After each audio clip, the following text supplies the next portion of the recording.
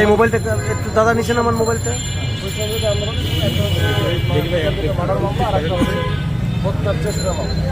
দুইটা মামলা আছে, দুইটা মামলা তো এখানে আছে। টিমও যত সময় আসছে, যতটুকু জানি যে টিম আসছে, নিয়ে যাবে।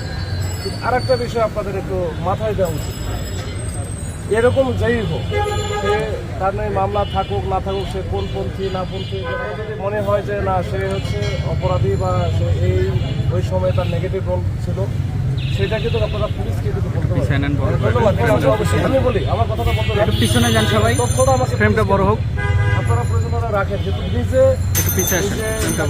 করা, নিজে আইন হাতে তুলে নেওয়া, এই কাজগুলো আমরা আইন হাতে তুলে নেই। আমরা এটা যদি এই যে আমি যেটা ফেসবুকে দেখেছি যে কিছু সেটা হলে এটা ওই যে আমরা যখন থানায় নিয়ে আসছি, পুলিশও ছিল আমাদের সাথে, তখন ওই রিক্সাওয়ালা ভ্যান চালক ওরা এগুলো না, এটা আমি বলি এখন আমরা ঠিক আছে, তাহলে আপনারা যদি সেভ করে থাকেন তাহলে তো ধরে গেল।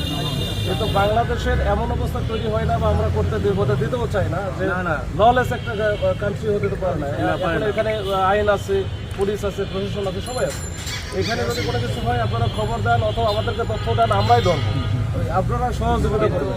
কিন্তু ঘটনা হচ্ছে ওইটাকে আমাদের একটা যদি কেউ থাকে, আমি বলি যদি কেউ এরকম মনে হয় যে সে হচ্ছে এই দোষক ছিল, অমুক ছিল, তোমার থাকতেই পারে, সেটা তো নিয়ে আসা পুলিশ দেখবে। এইটা আপনারা নিজের হাতে তুলে নেন। এখানে কেউ যেন এইটা সবাইকে ডিসকারেজ করেন যে এই ধরনের ঘটনা যেন না ঘটায়, যে নিজের হাতে আইন তুলে নিবে না।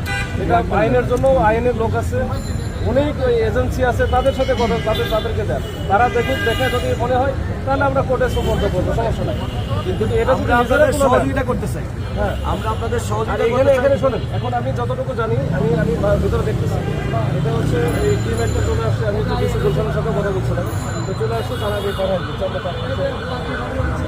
তাকে আপনারা আইনের আওতায় আনছেন এবং আইনের যথাযথ ব্যবস্থা গ্রহণ করছেন, এটা আমাদের নিশ্চিত করতে। আমরা এটা নিশ্চিত হতে পারছি না, থেকে ওটা নিশ্চিত হয়ে গেছে। ঘটনা হচ্ছে আমি যেটা নিশ্চিত করতে বললাম, ওইটা হচ্ছে বড় ঘটনা। এটা হচ্ছে আমরা আইন কাউরে নিজের হাতে তুলে দিতে দিব না, সেটাই আমাদের জীবন থাকতে আমরা এটা করতে দিব না। পরিস্থিতির অবনতি হয় এরকম কোনো কাজই করা যাবে, করবো না, ঠিক আছে? দেশটাকে তো আমরা ওই যে ব্যর্থ রাষ্ট্র মনে করতে না। আচ্ছা, আরেকটা বিষয় ভাই, আরেকটা বিষয়, আমরা সংবাদকর্মীরা, আমরা সাংবাদিকরা এখানে আসছি, এখন পর্যন্ত একজনটাও ঢুকতে দেওয়া হয় না। এর কারণটা একটু বলবেন। সেটা হইল আমরা বিভিন্ন সময় স্বৈরাচারের বিভিন্ন দোষর যাদের নামে মামলা আছে তাদেরকেও ধরে আমরা কিন্তু সঠিক সময়ে আপনাদের সে সহযোগিতা পাই না।